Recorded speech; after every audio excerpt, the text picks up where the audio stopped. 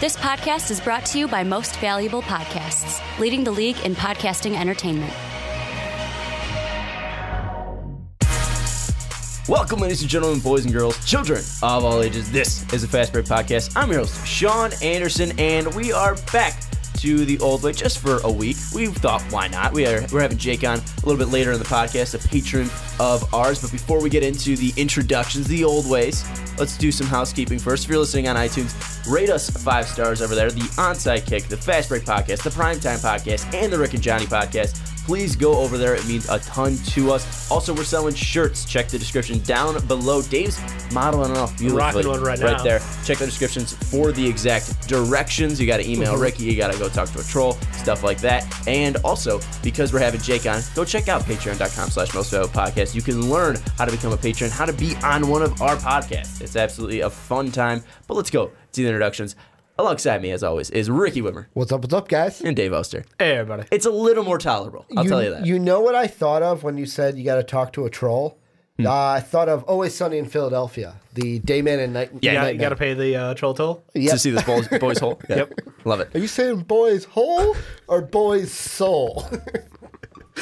Anyways, we were back here on the Fast Break Podcast. It's old times. It's like riding a bike. We're back on it. But Ricky, this is we're throwing probably a 3-wheeler out at your unicycle. Well, I was excited. What was it, last week? I think it was last week. It was last week because Dave was kind of sick. Dave was almost sick, and I had a wet boy lined up. It was going to be Kyle Lowry. It was going to be my first ever wet boy. Fat booty. And I was kind of upset that I didn't get to make him my first wet boy. But let's make your first wet boy now. We're going to talk about some moist men. We're going to talk about some soggy shooters. We're going to talk about some damp dudes. This is Wet Boys. Ricky, who is your first wet boy? Well, this guy is the soggiest of shooters, and his name is Klay Thompson. I mean, this is a guy who I'm surprised he hasn't made the list already. He's the dankest of dudes. Because he's been balling out, man. 22.5 points in the last 4 games that they've played.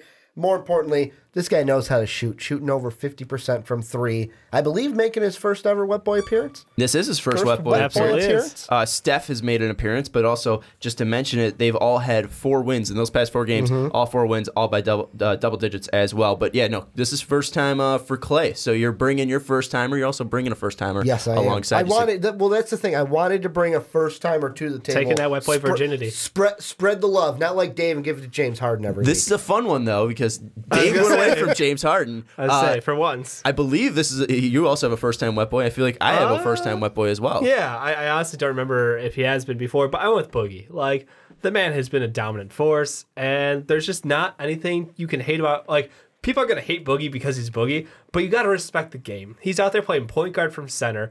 He had that 40-22 night, which was just bonkers. And then, I mean, come on. Right now, he's averaging like 30 points, 13.5 boards, just shy of 4 assists, over 2 blocks, and over a steal a game in his last 4 games. Just this 1 week is just bonkers. He is dominating that team, and he and Rondo, now that Rondo's back in healthy, like, we're seeing a little bit of fun. Well, and AD's hurt. So he really has to shine. Yeah, and now when AD comes back, it's definitely going to be interesting to see. And we'll talk about that a little bit later in the podcast after we talk to Jake about the breaking Jahlil Okafor trade. But before we do that, my wet boy, this is a first-timer, I believe, as well. And I want to say the first rookie wet boy as well. Ben Simmons. But if he counts, at least I wouldn't count him. He's the first rookie wet boy. He's gonna win the fucking rookie of the year. The first true rookie. The first true rookie right. in Donovan Mitchell. Donovan Mitchell popped off on the 1st of December, putting up 41 points. The last rookie to do so since Blake Griffin. But even then, he's had games of 41, 21, and 31. That rounds out to 31 points in his past 3 games. And the Jazz are 2-1 in those games as well. And you look at Donovan Mitchell, 53% from the field, 46% from 3, 83% from the line, also getting 1.7 steals per game in those 3 games. Donovan Mitchell has been absolutely on fire, and he's got a big game, at least tonight. He's going up against the Houston Rockets. So we'll see James Harden against Donovan Mitchell and how he does against a step up in competition.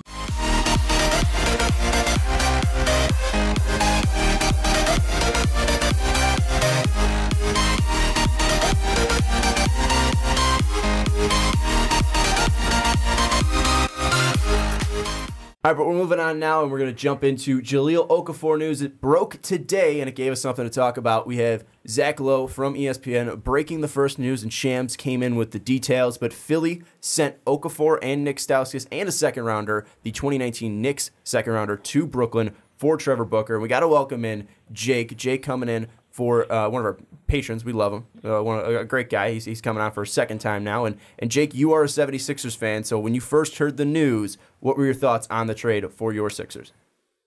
Thank God it's finally time. I mean, they should have traded him last year, and I even read something today that said they almost had a deal for Booker last year. So I think the trade altogether was a pretty good deal for both sides. I mean, Booker's in an expiring contract, so I think that works out well for the Sixers if they're actually going to go after LeBron this summer. I think it gives Okafor a fresh start, which is needed, and Nick Stauskas can play out his 15 minutes and get released at the end of this year. When you were watching at least Ja play, what do you think he can at least bring to the Brooklyn Nets? I mean, he's a great scorer. I mean, he averaged 17.5 his rookie year. If you get the ball down to him on the block, he's almost unstoppable. The big question with his game, obviously, is his defense. I don't even think that he can't play defense. I just think it's his want to play defense thing. Last year, if you watch some of the Sixers games, it was laughable, his defense at times. He just didn't have a spot on the Sixers, but I think he can easily be a 12 to 14 points per game player on the Nets. And at least going to Dave and Ricky now, do you agree with Jake's assessment that it was good for both teams, and do you also think that at least Ja can be successful over in Brooklyn? I mean, define successful, but yeah, I think well, at least Jake's definition of successful. No, I mean, he'll get minutes, which is more than he can say for what was going on with this Philadelphia 76ers. I think it is a good deal. It's expiring contracts all around, so you don't really have to worry about next year. Trevor Booker brings in some playoff experience, a guy who can grind down low. He was a great teammate, and I like the pickup for the Sixers. On the other hand, Ja gets time. We'll see what he can do with time. I'm hopeful for what he can do, but that we'll see how long vegan Ja lasts, and if he reverts back to his former lazier form. It is what it is, and they still got a second round pick for accepting him, basically. And Ricky, are you on the side of win-win? The thing that I love that Jake said, because he took the words right out of my mouth, is this sets up for LeBron to come to Philly. Let's start talking about it. Let's have the segment, should LeBron go to Philly? Because I look at this and I said, you know what? We're going to take Trevor Booker. I don't care how you do. You're going to be a free agent next year because we're going to put most of our money at LeBron and get him to come play with Ja, who we'll see if he plays the full season, Dave. But he's not going to be playing with Ja. He's going to be playing with Embiid. Embiid, that's who I'm talking about. Embiid, Ben Simmons, Markelle. Let's see if he's healthy next year. Let's see what this team can do with LeBron. Let's start the bandwagon going there. Jake, at least being on Sixers Twitter and being a Sixers fan, is that a real pipe dream that people are thinking that LeBron's going to be coming to Philly? Yeah, I think it's a dream. I mean, the Cavs have won 13 in a row. I don't think he'll actually come to Philly, but I think it's a nice idea to think about. I think him and Simmons and Embiid would just be amazing to watch, but as of now, I think, it's definitely a pipe dream. Yeah, I knew L.A. was definitely in the mix, and him staying in Cleveland was in the mix, but that's the first time at least hearing of Philly. I know that. Actually, did we talk about Philly? We have. We have talked about that during the summer. So I have no idea what we're talking about. Didn't you do that? Well, and the reason why it might be a pipe dream right now, but the big thing with it is all you have to do if you're the Sixers is put yourself into just the situation to, hey, let's put ourselves into position to where we can make an offer. Because let's look at what the Lakers are doing right now. Is that going to be a real hot spot for LeBron right now? Is he going to leave Cleveland? Anything is open. So that's what I'm saying on the Philly. Let's rein it back from LeBron going to the 76ers and let's get back to the shot talk at least. Because you did mention something, Dave, and we'll talk about that. Trevor Booker, obviously, all expiring contracts. Stauskas is coming up. Ja's coming up because they declined his option to pick it up. And then Trevor Booker's going to be an expiring contract. Looking at this, the 76ers lineup, you say that Trevor Booker brings that playoff experience that he had in Washington. He brings physicality down low. But you also look at there's kind of a logjam, at least in that front court. You have Embiid, you have Johnson, you have Saric, and you're throwing in the mix of Devin Booker. You also have Rashawn Holmes. So looking at all of this, do you feel like it's going to be too crowded of a front court, or do you feel that with the Embiid injuries that this is at least insurance for that? No injury insurance. He's going to play. Don't worry about it. No, I think Johnson has kind of been a little bit of a disappointment, to be honest with you guys. I expected more out of him. Yeah, to say the least. So I feel like Booker's just going to straight up steal his minutes. I think Johnson's the odd man out. It's been cleared since the season started that he couldn't hang down low with bigs in the NBA at this point. Like, I don't know. He looked decent with the Celtics lineup under their system. Did not transfer well to the 76ers. Jake, do you feel the same way, or do you feel like Trevor Booker might be lost in the flood there? No, 100%. I feel the same way. Amir Johnson has just been getting bullied, and he just shoots bricks 24/7. So, I mean, yeah, I think his minutes will definitely decrease. I think they'll mix him in slowly, though. I don't think they'll just take him right out of the lineup. I think they'll both play like 15 minutes a game, and then Booker will start taking over his minutes. Yeah, and at least the one thing I like with the Sixers is like Dave mentioned, he has some playoff experience. It's not crazy, 9 games with Washington, but he does bring physicality. He does bring the ability. When Joel Embiid is stretching the floor out, he's going to be able to play down low. He's going to be able to grab offensive boards, and he's at least going to be able to at least have a guy down low that can keep grabbing boards and dish it out to Joel Embiid. But the one thing I do worry about, at least with this lineup and having all these bigs, is you do look at the contract situation. You're going to have Amir Johnson expiring, you're going to have J.J. Redick expiring, and you're going to have Trevor Booker expiring after this. So at least looking at this, because LeBron, again, is a pipe dream, at least how would you rank, Ricky, at least the importance of signing these free agents and bringing these guys back? Well, I mean, the big thing is with J.J. Redick, I think about, he's the one where I'm like, could he just be the one-year rental? Because of where he is at age, and it's like, yeah, he does add shooting on the outside, but how much are we going to pay up for him? I think Trevor Booker is the one that, although I was like, yeah, you're going to be a free agent, that's obviously if they get LeBron, but if they don't, I think Trevor Booker might be a guy because it's like, hey, you know what? He might be a little bit cheaper than what they would have to give for a J.J. Redick. Well, and Amir Johnson right now, I think he's making $13 million. I think Trevor Booker's making around $8 million. Jake, going to the Sixers fan, how would you rank them? Do you feel like they're going to bring back JJ? Do you feel like they'll bring back either Trevor Booker or Amir Johnson, or do you feel like they're going to let him walk? I feel like Amir Johnson is definitely not coming back. That's not even a chance. I think JJ, it all comes down to money, because obviously they're paying him $23 million this year. I doubt they even give him in that ballpark next year. It all depends. I mean, right now, even Redick is commuting back and forth from Brooklyn, so I don't even know if he would want to re-sign after this year. But, yeah, I think Booker could be definitely a good backup center, but I think Rashawn Holmes might take up that role after this year. So all three of them might be gone, to be honest. Yeah, and Holmes does look promising. We obviously see the youth in him and the size of Holmes as well, and he looks like a physical specimen out there. But at least going back to Ja now, I mean, this is he's the blockbuster part of this. I mean, Trevor Booker is probably the better player right now, is going to at least put more towards the 76ers than Ja ever was going to. But again, Ja, 3rd overall pick in 2015. Now they have the 2nd pick in D'Angelo Russell and Jahlil Okafor now. And looking at Brooklyn, obviously their plans were kind of derailed with Jalen going down, and D'Lo hasn't been healthy so far. But Dave, bringing you back in this mix, how do you feel the number 2 pick in D'Lo and the number 3 pick in Ja will work together out in Brooklyn? I think it'll actually be decent. And I'm going in with pretty low expectations. Like, I like what Brooklyn has done from a standpoint of an entire team. Like, they got paid to take DeMarcus Cousins, who's now playing like he was back on the Atlanta Hawks. Like,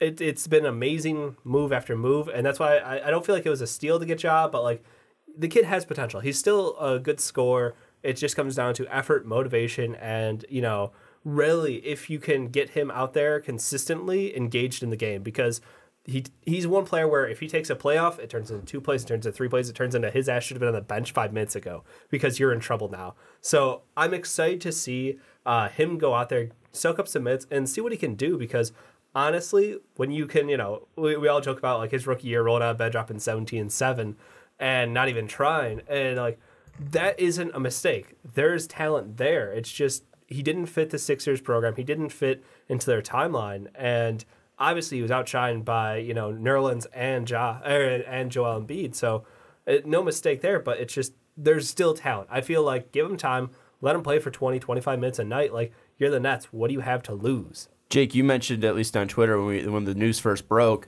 that D'Lo's not going to pass the ball to him, so that's something that they got to worry to. When you look at that and the pair of D'Lo and Ja together, how effective do you think it can be, and do you feel like it's going to be something that lasts past this year? Yeah, I could definitely see it lasting past this year. I think another thing with Okafor is he's actually expanded his game over the last 2 years. He actually has a mid-range shot now, which he didn't have when he came into the league. I think the pick and roll with them could be pretty good. Just a matter if D'Lo wants to pass the ball or not.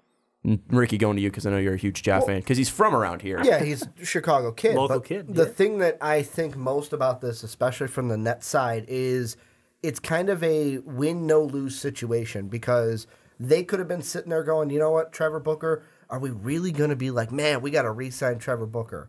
I know that he's you said like the better player out of this, not the blockbuster player, but they're like, hey, you know what? We give up one player, we get Ja, we get a second rounder, we get Nick Stauskas, and guess what? If Ja isn't as good as what we thought, cut our losses, we get the pick, and virtually we just traded Trevor for a second rounder. And on Ja, this is his time to say, I can either prove myself to whether I want to stay in Brooklyn or I'm playing for a contract somewhere else. Well, yeah, that's the thing is, I mean, even if he has a good season, you don't know how much he will be actually, able to get, because you see he has that great rookie year, but then, when he, these problems start to rise, he's not able to get, that trade interest. But if he plays well, it's not about how much you would get. It's about the interest you would get from other teams. And then you get another perfect contract, is what you're saying? Mm-hmm. You get to go where you basically get to kind of control the market and be like, hey, I want to go here. Have my agent call them to see where I want to go. You better watch out with how confident you're feeling about that. Otherwise, you'll have what happened to Nerlens Noel happen to you. I mean, come on, another Sixers center who thinks they're bigger than they are, and then Nerlens ends up eating a tiny contract this season. One thing I want to bring up, though, and at least looking at Brooklyn, because, I mean, you bring up the fact that it's a win, no-lose situation. Yeah. Jake, you mentioned that it was good for both sides. The thing that I worry about, or the thing is that, I don't think Ja is ever going to be able to be a number 2 or a number 3 on a team. I look at him, and again, we've talked about this before. I feel like he's very limited in his game. You mentioned, Jake, that he's expanding his game, that he's able to take it to the hole, at least driving from the elbow, and he's developed a mid-game shot as well, and he's dominant down low. But then again, I just feel like that style of play is just so outdated. And we talk about him being soft. We talk about him taking plays off. And I know he's super young right now. I mean, again, 2 years ago he was drafted. He's 21 years old still. I mean, this kid, he's younger than Giannis. He's younger than Malcolm Brogdon out there. I mean, he's younger than, half the league right now. It's something that obviously there's still a ton of potential there, but I don't feel like his game's going to change. I don't feel like this is something that, you're going to be able to bring the talent out and he might be scoring points, but I don't feel like he's ever going to be a dangerous number 2 or number 3. I feel like he could be a dangerous weapon as like a 4 or a 5 at least option, but I don't feel like Ja's ever going to be a 2 or a 3. Well, and that's why I just want to cut in here is another reason for this is the Nets, I feel like, didn't trade for Ja to be like, we need him to be the number 1, number 2. Yeah, no, I don't think that either. Let's just trade, see what he does. Hey, if he helps our team do well, great. We don't have our pick anyways. And then number 2 is they've got a guy. Remember, they drafted Jared Allen. And in the last 2 games, he's been doing a lot better, actually getting some minutes as he didn't play much earlier in the season. So if I'm the Nets, I'm looking at going, hey, if Ja can help us here while we kind of still transition Allen, and Allen can be our guy for the future. And with Ja, it's either if he plays well, great. If not, cut him loose at the end of the year. The thing I just worry about, though, and we'll go to Jake next, is the fact that with the Nets and how they're building this team up is that they're taking on so many projects. When will it finally stop being a project, and when will we be going after and finally building this team? Because, again, trading away Trevor Booker is not anything that's going to bring you back a guy that's going to help you build for the future. Maybe Ja is that, and again, I don't think it's a bad risk or anything. I don't think it's a bad move by the Nets at all. I think it's a good move for both teams, like we mentioned. But the thing about Ja and that I just worry about is, like, what is the expectations for him? And even if he hits those expectations, again, he was a rookie that came in and, like you said, Dave, he dropped 17.5 points per game and grabbed 7 boards. But still, there was a whole, the lack of interest in trading for him just completely went down. So I just worry about his future in the NBA and exactly what his role will be. And Jake, seeing him at least for the first 2 years in Philly, what do you think his expectations will be, and what do you think his ceiling might end up being in the NBA? I mean, I think he's a role player. I don't think he can start as a center in the NBA, in my opinion. And then another problem the Nets are going to have is the fact that they don't have a lot of cap room with all the big contracts they've taken on. So re-signing him might even be an issue because I think they only have like $6 to $10 million for the next couple of years because Mozgov and Crabbe. But, yeah, I don't think Okafor could be a starting center in the league. I think at best he's probably your backup center, and he can get you probably 10 to 12 off the bench. And Dave, with you, do you feel like that's probably where he should be, is around 10 to 12 as a bench center? Yeah, I think that's actually a really great fit for him at this point in his career because he can't defend against centers out there. And if you at least put him against the bench, him and his ISO playstyle work well against second stringers because guess what? He should be more dominant. His offensive game is so far ahead of where most people are at that he should be able to dominate second units defensively. And then they won't be able to punch him as hard because guess what? Not a lot of teams have great second unit centers. It's usually about the guards, usually about the wings. Usually centers are just give me someone passable big who can roughly stand near the ball, you know? Mm-hmm. And at least looking back at this 2015 NBA draft, going to you, Jake, you see D'Lo and Ja obviously now not on the teams that drafted them 2 years later. Looking at as a Philly fan, do you feel like you guys missed out huge with taking Ja over Kristaps, or you feel like it was the right pick at the right time? Just a little bit. but I also look back at it. If we would have taken Porzingis, we wouldn't have got the number 1 pick in the next draft, and we wouldn't have Simmons. So it works out both ways. Well, and then now you have Simmons and Embiid, and they probably pair better than Embiid and Porzingis do. So Simmons is the best. Yeah, Simmons is the best point guard in the league. But yeah, keep going.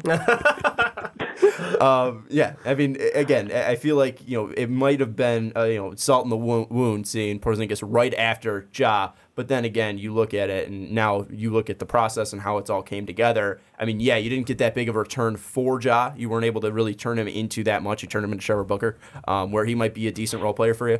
But overall, it was probably a bust of a pick, but it's not that bad in the grand scheme of things, because right now Philadelphia is looking like the brightest team of the future. Jake, any final thoughts on this trade that you want to throw out there? It's about damn time. That's all I got to say. And I think that's where that's what a lot of people's feelings are, especially Jahlil Okafor, because he probably just wants to play basketball. And I hope him the best. I think we all hope he does great out in Brooklyn, because it'd be fun to see Brooklyn kind of turn everything around. But then again, there's a lot going against him. He isn't on the greatest team, but it is about damn time, and you're right on that. Jake, thank you so much for joining us. As always, thanks for being a patron, bud. No problem. Thanks for having me on. But anyways, we're going to move on now to DeMarcus Cousins. We want to thank Jake for not only being a patron, but also coming in and being absolutely fantastic on the podcast. He's killing it. He could be the fourth member. If we were going to add a fourth member, Jake could be the fourth member. So we want to give a big shout out to Jake. But we're talking about Boogie. He went off in his last game, 40 points, 22 rebounds, 4 blocks, 4 assists. He went off. But the reason we're talking about him is because right now the New Orleans Pelicans currently sit at 13-12. AD is out. Rondo finally came back. But you look at DeMarcus Cousins, this is the last year of his contract, and the whole question is, should the New Orleans Pelicans trade, or at least think about trading DeMarcus Cousins? Because, like I mentioned, 13-12, they're currently the holders of the 8th spot in the Western Conference, but behind them is the Oklahoma City Thunder. Obviously, we know Westbrook, Paul George, and Carmelo. Great team out in OKC. That playoff spot isn't locked there, so looking at everything in New Orleans and the Boogie contract situation, Dave, should they think about trading DeMarcus Cousins? Fuck no. Like, they'd have to be idiots to think about trading him right now. This is a team that hasn't even hit their stride yet on the season. It was like, okay, we're waiting for one guy to get back in Rondo, and then he comes back, and then Drew is a little unhealthy, and now AD is unhealthy. It's just wait until they all sync up, because right now they have something that no other team has, which is 2 elite bigs who are excellent ball handlers who can play out from the perimeter in. And honestly, with a scoring guard like Drew, with Rondo to orchestrate this offense, like, they have a dynamic team. Yes, they don't have a small forward. Doesn't matter. It honestly doesn't. They have something which is a matchup nightmare for every other team. So give it time. Let them be healthy. See how the season plays out. Ricky, what do you think? I'm going to say trade him. And the only reason why is you're not going to win it. The main goal of an NBA season is to win a title, correct? Not for every team. It should be for every team. But it's not. Your goal is, hey, we're going to try the best we can to win a title. If you're not, don't even play the games. And the thing I look at is you're never going to win a title with 2 main bigs. You need front court help, and I get the whole, let everyone come back and gel. But you're already 0-3 to Golden State. You haven't played Houston. Let's see how many points you lose to them by. One of those teams right now, if the standings stay, you're going to play one of those teams in the first round. So if you're the Pelicans, if you're a fan of the Pelicans, are you going to be happy with, we made the playoffs, we're the 8th seed, or even the 7th seed, but we lost to Houston and Golden State, and Boogie walked? But what do you think you could get back? Because, yes, DeMarcus Cousins is a fantastic player. Mm-hmm. You look at what the Kings got for him, but now there's one less year on that contract as well. So that's going to be less of a return. And if you feel like Boogie will resign, do you feel like then you should, are you thinking that he's not going to resign? I'm thinking in my head he doesn't resign, because the whole thing with the Pelicans is look at the contracts they have. They're already giving Drew Holiday right now. He's locked up all the way past 2020. He's got that player option in 21-22. They already have a big contract to Anthony Davis. They're already giving, like, Amira Sheik. Solomon Hill has high contracts. Alex Zinja. Where's the money going to go for DeMarcus Cousins? And I feel like DeMarcus is going to want his money, and he's not going to want to sign a lesser deal than he has right now. That's what I think is going to happen. They're not going to have the money to give what DeMarcus wants, and he's just going to go somewhere. So, I mean, that mixed with like I said, I don't think you win a championship with Anthony Davis and DeMarcus Cousins as your main 1-2 down low. I try to trade him and either get a pick or either get players that really, to me, it's just the pick. I try to get a first rounder, a high enough first rounder that I can go out and get a guy who is going to be part of that future and not be the number one because I've got Drew Holiday, I've got Anthony Davis. Yeah, last year the Kings were able to pick up that 10th pick for Boogie and obviously add in Buddy Hield as well and a couple other players. Dave, do you agree that he probably won't re-sign? Because he does bring up a point about the contracts. You look at what's coming off the books. Rondo's coming off, but that's only $3.3 million. That's the larger contract besides Boogie's $18 million. Right. That's going to be coming up. So you're going to have $18 million, 3.3, 2.3, 1.47, 1.47, 1.429 coming off the books. Do you feel like that should definitely be a worry because you're going to have to max out Boogie? It's not like Boogie's going to take a pay cut. Right. No, I understand that. And I expect them, if they do believe in Boogie coming back, is they're going to have to move players like Omer, who finally has been, medically cleared to play. It was back and forth on is he even going to play in the NBA again? It was a really bad situation, which turned his contract into an awful contract. But now that he's healthy, seemingly at this point, you can move him. You can try to move some of these poor contracts that have held you up to make room for someone like Boogie. I think that he's happy playing with Rondo. He's happy playing with AD. So if you can get a happy, productive Boogie, that means a lot. I don't know if Boogie would take a pay cut. I don't expect him to, just to play for a team where he's happy, because he can go somewhere else and be a true number one, if he wants to. And if that's his thing, that's his thing. But we watched him do that in Sacramento for long enough. And after a while of losing, you just don't want to do it anymore. So I feel like he almost might give a discount to a team if he has the right situation. And what do you, do you feel like he wants to be at least the number one? Because right now it seems like he's pretty content, being at least splitting time with Anthony Davis, being the number one. It doesn't feel like he has that desire to be the number one or the need at least to be the number one. Do you feel like that's something that he's going to look in for a team? And do you feel like that's something, or maybe a reason why he doesn't re-sign with the Pelicans? With me, the big thing with the Pelicans is I think if you gave DeMarcus Cousins a choice, I think he would re-sign with the Pelicans. The big thing is are they going to be able to give him what he would want, or will it be hey, this is all we can offer, and Boogie goes, hey, I know I'm not worth Anthony Davis money, but I'm worth more than that. He is. I could totally see he's worth. I'm not specifically sure right now. I don't think he can get the Supermax since he hasn't been originally with that team. The point being, he might not expect the same contract that Anthony Davis has from the Pelicans, but will the Pelicans be able to give him enough to where he feels like, yeah, I'm getting a fair shake in this deal? The thing that is going to make this even harder for the Pelicans is, you said it, the Kings got a top 10 pick for Boogie. Is there anyone in the lottery right now that you can see giving up that pick? The only two that I see that would be yeah, we can take on a center would be the Cleveland Cavaliers, who would love to have Boogie. And the only other pick I would want is if, let's say, I work out a deal with the Lakers, but I don't see that happening. Reason why I say that is those are the only teams in the lottery right now that Lakers are building, but the Cavaliers are playoff bound. Well, the Everyone Lakers don't else, have their own pick. Well, then Philly, you'd have to trade it to. But Philly wouldn't want to take on another center. They've got so many, and then they've got Embiid. But everyone else, the Bulls, I don't see doing it. The Hawks, Mavericks, Kings, I don't see anyone in the lottery doing it. That's the problem that the Pelicans might run into with a trade is, well, we can't get a good enough draft pick, and we're not going to give him up for just nothing. Yeah, I feel like if they have any inkling that he's going to resign, they're going to resign him because it'd be stupid to let him walk. But the thing that I disagree with you that he's going to feel undervalued because he's not making Anthony Davis money, but that's different because of the contract situation, because of the whole CBA. Yeah. He lost $30 million with that trade to the Kings. So that's something where, as long as he's getting a max, I think that's something. But they have to work out all those contracts. Look at Alex Zinja. He's now going to be out 4 to 6 weeks with a patella tear, 4 to 6 months, with a tear in his patella. He's just been bad as well. It's a bad contract. You talk about a Sheik. Obviously, no one wants to take on that contract with his current health problems. It was possibly a move. I think he was going to go to the Suns early in the year. I think it was something they were going to work out with Eric Bledsoe, but that fell through. I just feel like they're in cap hell right now, and I don't feel like they're going to free up that money. So if they're not able to free up that money, or at least feel like he's going to re-sign with them, then you got to trade him, because you can't let him walk for nothing and then give up the whole farm, at least in Buddy Hield, who I think ended up being who did that 10th pick end up being? Was it Zach Collins?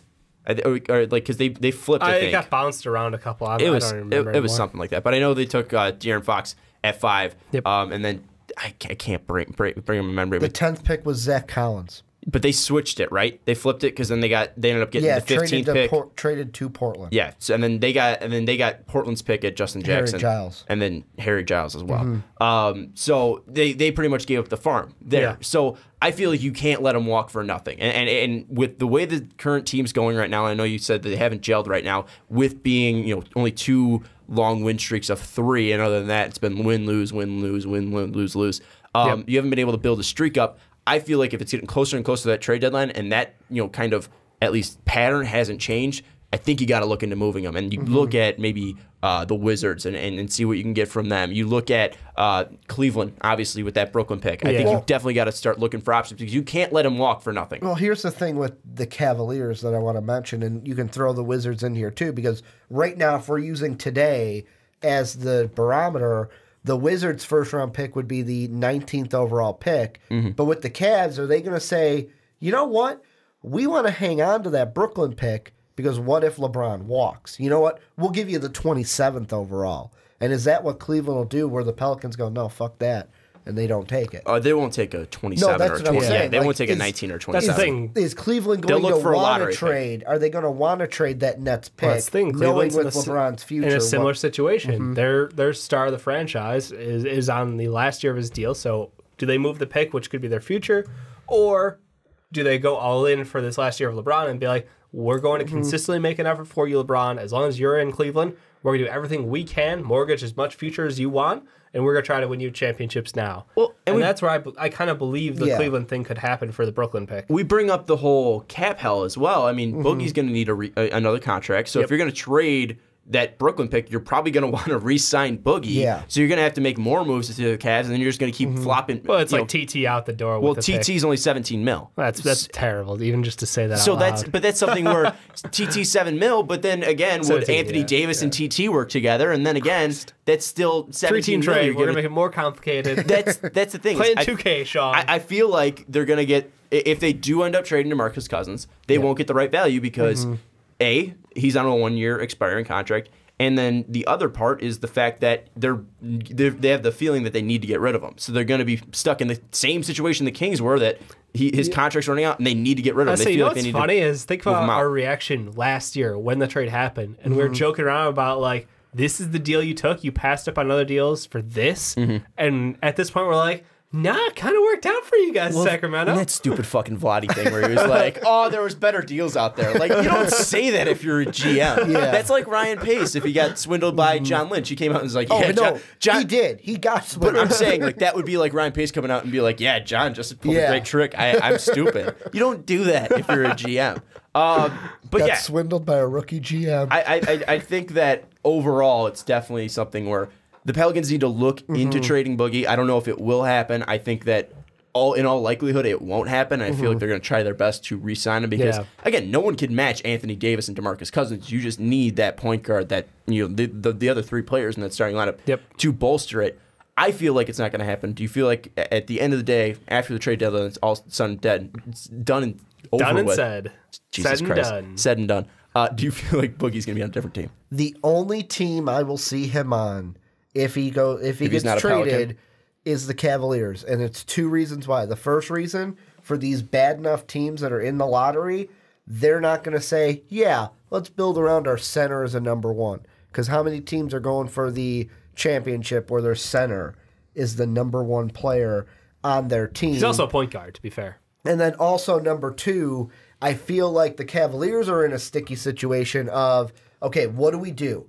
Do we trade for Boogie, give up that Nets pick, but then getting Boogie could help keep LeBron? Or is it, hey, let's roll the dice here, but then, hey, LeBron, we're going to try to get Boogie in free agency and then even have the chance to lose LeBron. It's a sticky situation. That's what the Cavs are in. The thing I miss the most about Ricky Widmer being on this podcast is the fact that LeBron has been mentioned in every single podcast topic so far, and we have not brought it up at all. Dave, will he be a Pelican after the trade deadline? I do believe he'll be a Pelican. I think there's too much of an opportunity for the playoffs. Anything can happen in the playoffs. We just watched Steph Curry go down with a rolled ankle. That's 2 weeks out. So, like I said, there are so many things that could go the right way or the wrong way for them. If they're healthy in the playoffs, it gives them a shot at a championship, and that's all you need to do. You need a ticket to the game. Let me throw this out really quick. You first. Losing Steph is a huge blow to the depth of Golden State. Who are they going to rely on? I mean, it's not like they have Klay Thompson, Draymond Green, and they don't have a point guard though. Question here. Do we maybe see, let's say, this needs an exact situation to happen. Let's say, because the one thing I'm thinking about is who could get injured. Yeah. Let's say the Thunder lose Steven Adams. Do we see a switch for like Paul George or DeMarcus, or do they try to say, hey, you guys need a center. It's still not working down there. We'll give you Boogie. What are you going to offer us? Brody and Boogie would just be straight up cancer to a team. Boogie, Melo, and Paul George. I mean, that's just the Olympic team. I feel like if a Boogie to the Thunder happened, you'd have to give up either Melo or Paul George, and I would think it'd be George Boogie would be the swap. I don't think you'd have enough to keep all four. That would be the swap, but I just pictured Carmelo going to New Orleans for Boogie. I kind of threw up.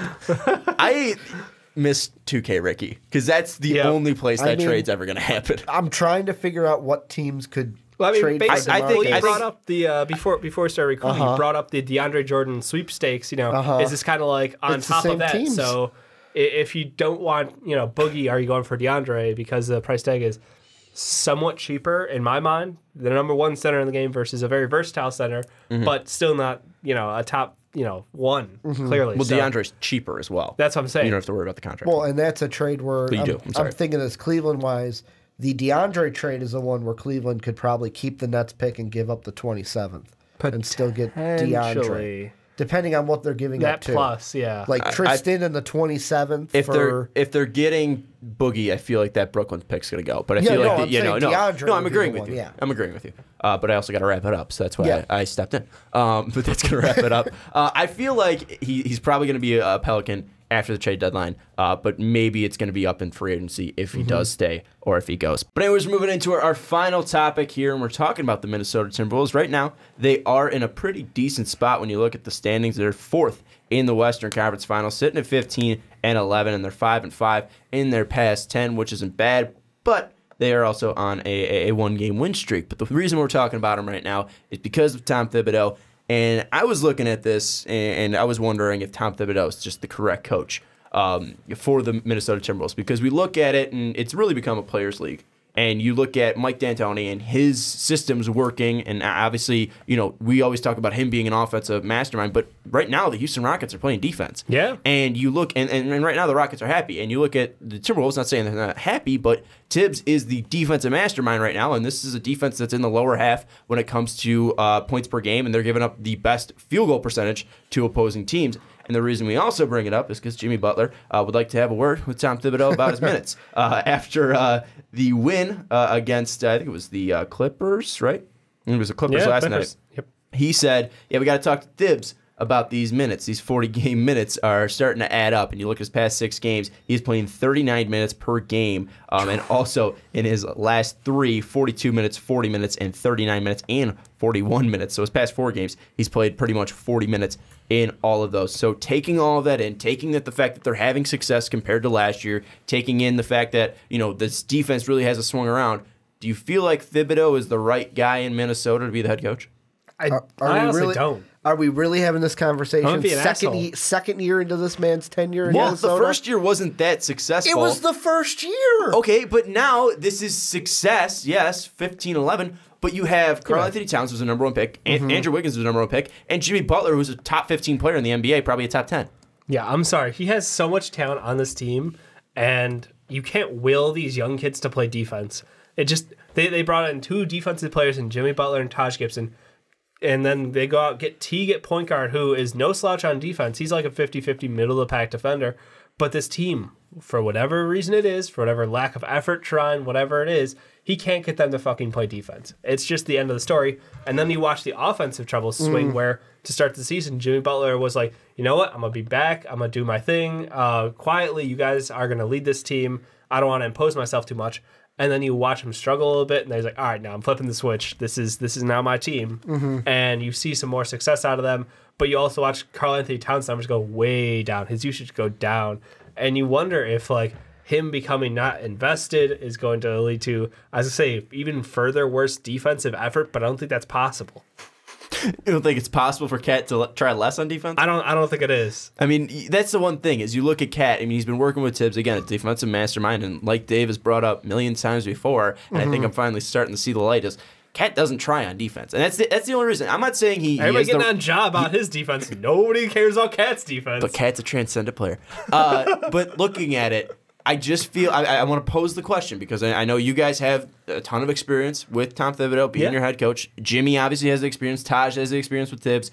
But looking at it, I feel like this team should probably be better than where they are right now at 15-11, and they shouldn't be behind, at least in my mind, the Spurs while LaMarcus Aldridge is playing fantastic. They're without Kawhi Leonard. I feel like they should definitely be doing better than they currently are. They should be fourth behind San Antonio in my mind. Well, the thing that I look at here is I'm going to go back to and compare it to Thibodeau, when he took over the Bulls compared to taking over the Timberwolves. This is a completely different situation than what he took over, because when he took over for the Bulls, we were in the remember the Vinny Del Negro era? Hell yeah. You guys made the playoffs. 500 basketball being Just the saying 8 you made seed. the I playoffs. know. We made the playoffs. We're in basketball purgatory. But we were in basketball purgatory. I mean, we had that 08-09 that we should have beat the Celtics. Should have beat the Celtics. Greatest That was the one that went down. series ever.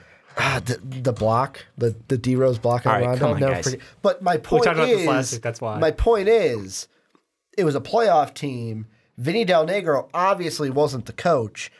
Thibs was able to come in, bring this team who had an MVP on the team. It was Thibodeau came in, Derrick Rose MVP season. Like, it was the perfect storm. This time it's, hey, I'm coming into a way younger team. Oh, and by the way, now we're going to add veterans at the beginning of my second year. I know them, but the other players don't know how to play. This team is still gelling. So I'm basically taking this year and treating it like year one, but it's going to be better than last year. What do you think what do you think the expectations for year one should be then? For this year? For the Minnesota Timberwolves this year, what do you think Tom Thibodeau should be expecting from this team, and what do you think we should be expecting Make from the this team? playoffs and I'll be happy. Okay, well, they're going to do that. I know. Make the playoffs and I'm happy, because then you can build from that and you can use the draft and free agency to help you out there. Look, and Jimmy then Butler assess almost what your team single-handedly is. carried the Bulls to the playoffs last year. Like, I don't know how you can say making the playoffs with as much talent as on this roster is an acceptable level. Like, I'm sorry, that's just insulting. And the one thing I do want to bring up, you look at Jimmy's usage last year, it said around 26.5, and you look at it this year right now, at least in the month of December, it's near 26. It's at 25.8. And you brought up the fact that the usage for Cat and Jimmy is pretty much flipped. You look at the month of October, Jimmy sitting at 20%, then in November 23, and then at December 25. You look at Cat at the start of the year in October 25, then he went to 23, now he's down at 20. Literal flip for Karl-Anthony Towns and Jimmy Butler. Jimmy Butler's taking over his team, and I think that's a bad thing. Cat, again, is still young. He's not playing defense. But the one thing, too, is Jimmy Butler is still... You said you think it's a bad thing? No, I don't think it's a bad thing. Okay. I don't think it's a bad thing. Okay. Because Cat's still young, and Jimmy Butler is the leader. I mean, he's older. He's had experience. He's also a great closer. Yeah, he's a great closer. I mean, he's shown his ability to at least take a team. I've always questioned whether he's a one or not. I'm a little, siding with that he is a one now. But looking at him, he was always a shutdown perimeter defender, and you look at his defensive rating throughout his career, it's always been around 100, 104, 106. This year it's up near 110. That's a terrible defensive rating. And yes, this team all around is terrible defensively. But even looking at Jimmy, it's not like Jimmy is completely buying in defensively. And this is with a coach that he's used to. I'm going to throw out this point and just see what you guys think of it. Is it necessarily him buying in, or with just Jimmy's case alone, is this Jimmy, he was so used to seeing the same guys more often in the East, and now he's in the West, which is the better conference. He's seeing teams like Golden State and Houston and San Antonio more with the Timberwolves than he would have saw with the Bulls.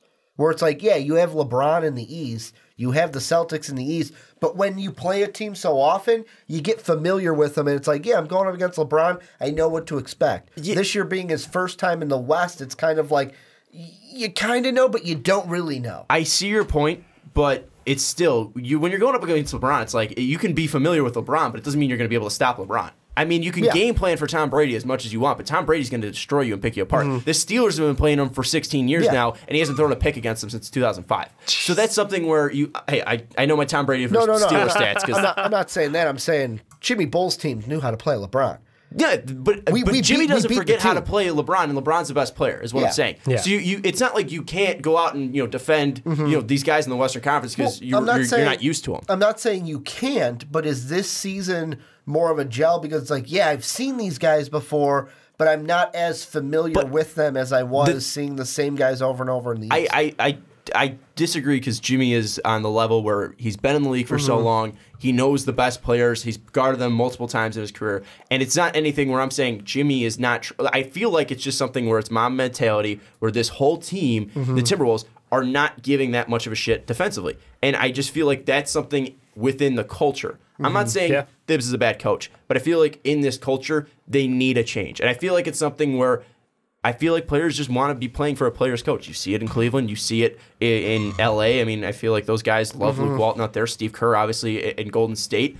I feel like Tibbs is pretty much of that old NBA mindset of you're going to listen to me, I'm going to dictate this, and you guys have to play. You guys have to do what I say. I feel like these younger guys, especially Wiggins and Towns, who have run the show for a while, are kind of just like, hey, get the fuck out of here, old man.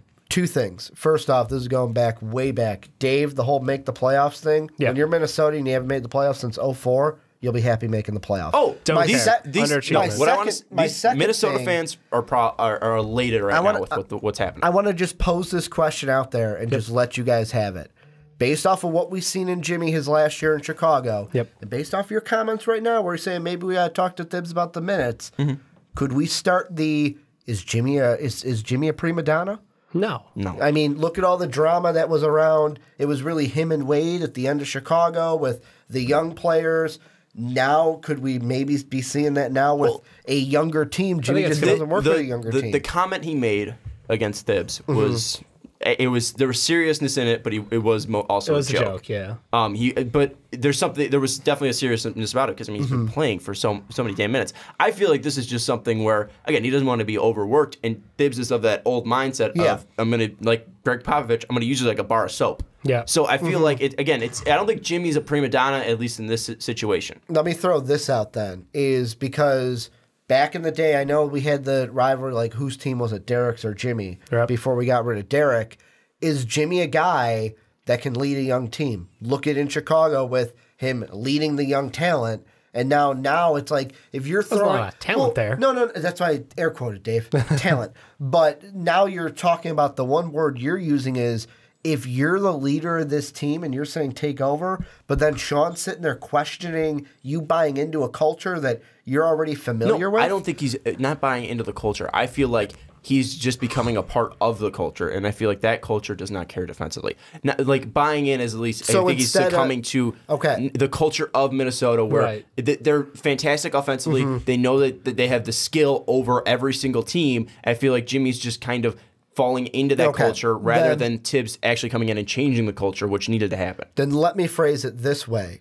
Now it's like, instead of being the guy that, hey, I'm going to be the leader, we're changing this culture, we're going to play some defense, instead of being that, just being like kind of like the teacher in the room, like, whatever, do what you want, I ain't going to try to change you guys. But that's the thing that's where the coach needs to come in.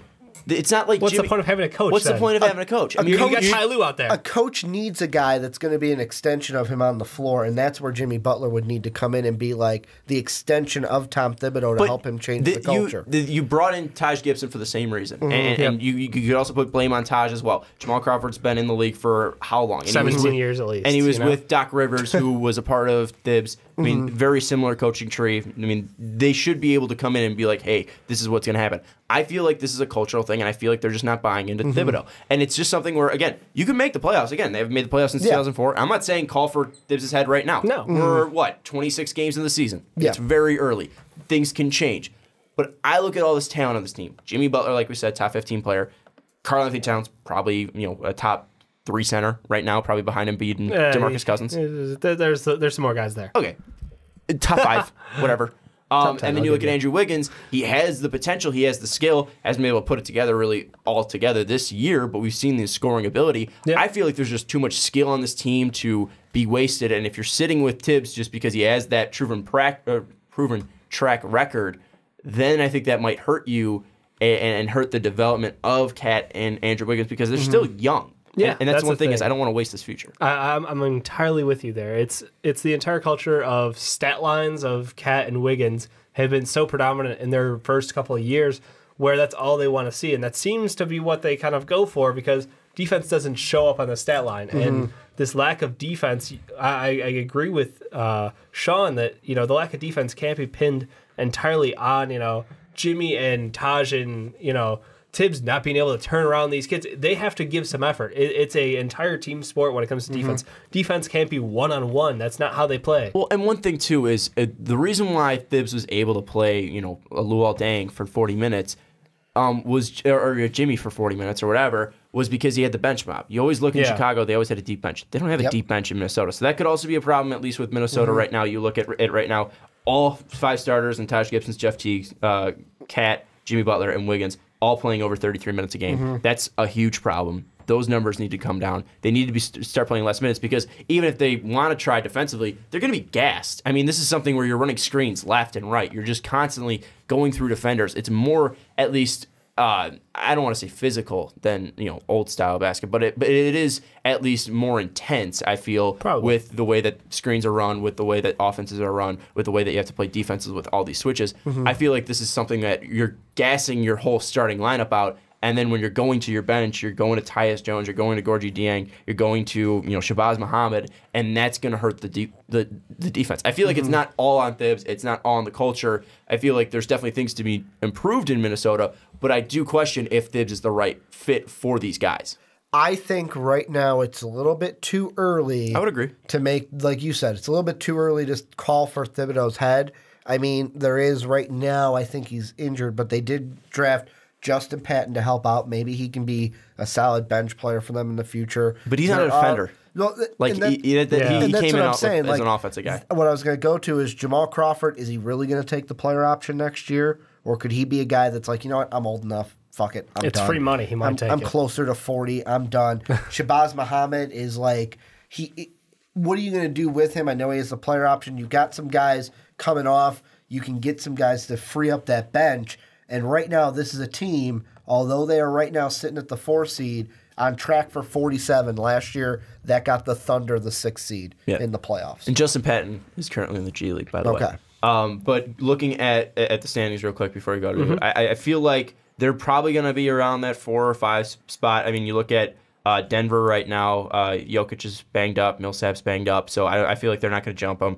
Jazz, while Donovan Mitchell's been fantastic, he got his first wet boy. I don't know how long he can carry them, especially with Gobert's injury. Pelicans, AD's out. Portland, they're fine. But I feel like right now you look at least the health of Minnesota and Portland. I feel like there's at least a better starting 5 in Minnesota. I don't think I'm crazy by saying Jimmy Butler, Wiggins, and Cat is better than Dame, CJ, and Nurkic. So I feel like 4 is where they should end up landing, whether if we're basing it off last year or not, because this is again a very deep Western Conference. But right now there's a lot of injuries going on. What were you going to say, Dave? No, I was just going to say, Ricky brought up the level of competition. I'm looking at the level of competition in the West and going, they haven't really played a whole lot of good games. Like they one game against Golden State. They played San Antonio early without Kawhi Leonard, and OKC a couple times. Like that's it. And OKC hasn't gelled. And that's the thing. It's like their difficulty of schedule has not been that high. So when you see them at 4th place at this point in the season, I'm like, all right, that's okay. But at the same time, I'm looking long term at this team and their development and seeing the same problems happen last year are happening this year with new talent, with guys who should know the system, who are playing well, but it's at its core. Cat is who we thought he was. Wiggins is who we think he is. Like those things haven't changed, and players who are people who are always pushing, oh, he can learn defense, he can learn to do this or that. No, that's not how it always works. The thing with Cat is just the skill set, the length, everything is there for Cat to be a good defender. We don't know about skill set for defense. Quick, speed, long, athletic. I mean, everything, at least physically, is there. So is Kwame Brown. okay. Let's not being an compare asshole Cat here. to Kwame Brown. I know you are. And the thing that I just popped into my head was even like when I read Coach Cal's book, like Karl Anthony Towns seems like a player from that book that is a unique guy to coach, where he would talk about where I guess he has a little miniature cat that he calls Carlito that would be on his shoulder who he talks to.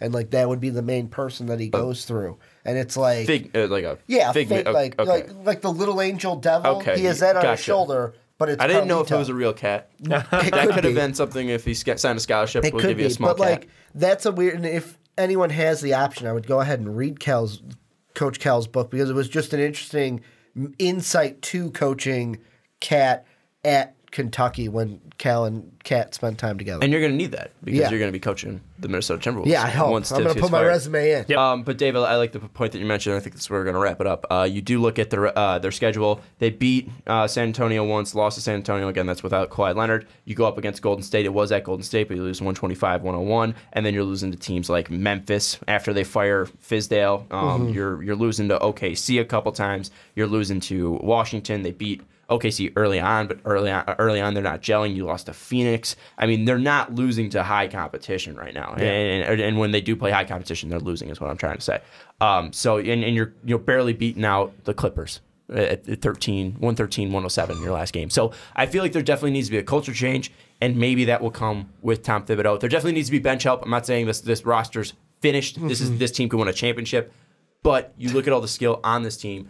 They definitely should be a threat and definitely a top 4 team in the Western Conference, or maybe top 5 because OKC definitely has the skill there, but they haven't been able to put it all Can together. they gel together? Yeah. Any final thoughts, Ricky? It was your time back on the podcast. No, I mean, really, it's nice being back. We're glad to Nice have you being back. with you guys. We're glad to have you back. And Sorry we couldn't have New York behind us. it's true. And we were going to just throw up the green screen. Yeah. See what happened. Dave, any final thoughts? No, I think we nailed it down. Well, thank you so much for listening to the Fast Break Podcast. If you're on Blog Talk Radio, we thank you so much. You guys are the best. If you're listening on iTunes, give us a 5-star rating. The Onside Kick, Primetime Podcast, Rick and Johnny Podcast, and the Fast Break, all on iTunes. If you have the time, give us that 5-star rating. Also, we're selling shirts. Check the link down in the description. You just got to email us. We'll be able to send you some shirts. We got XL, large, medium, small, all able to be shipped out. Dave's wearing the shirt right now. And finally, check out patreon.com/mostvaluable-podcast. We're going to give a huge shout out to Jake, who was on this podcast, did a great job helping us out with the Ja coverage.